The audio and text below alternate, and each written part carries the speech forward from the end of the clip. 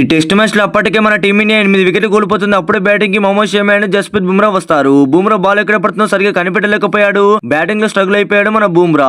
దీన్ని చూసిన ఇంగ్లాండ్ ఆటగాళ్లు అయితే బుమ్రాను చూసి నవ్వడం ప్రారంభించారు. విరాట్ కోహ్లీ పెవిలియన్ నుంచి ఇదంతా చూస్తున్నాడు. కానీ విరాట్ కోహ్లీ ముందే అవుట్ అయ్యి వెళ్ళిపోయాడు. జస్ప్రీత్ బుమ్రా మొహమ్మద్ షమి వీళ్ళిద్దరు స్ట్రగుల్ అయితే మంచిగా డిఫెండ్ చేసి సింగిల్స్ అయితే తీస్తున్నారు.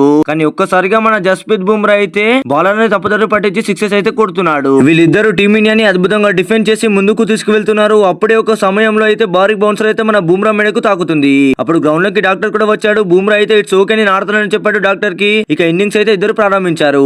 మొహమ్మద్ షమి అయితే మోయిన్ అలీ ఓవర్ లో హిట్టింగ్ ప్రారంభించాడు. తన 44 పరుగులకు ఉన్నప్పుడు కూడా 6 కొట్టి తన అద్భుతమైన హాఫ్ సెంచరీ అయితే పూర్తి చేసుకున్నాడు. పెవిలియన్ నుంచి చూస్తున్న రోహిత్ శర్మ, విరాట్ కోహ్లీ, కేఎల్ రాహుల్ కూడా చప్పట్లు కొట్టారు. ఈ మ్యాచ్ లో అయితే మొహమ్మద్ షమి 56 పరుగులతో నాట్అవుట్ గా ఆడగా బుమ్రా కూడా 34 పరుగులతో నాట్అవుట్ గా ఆడాడు.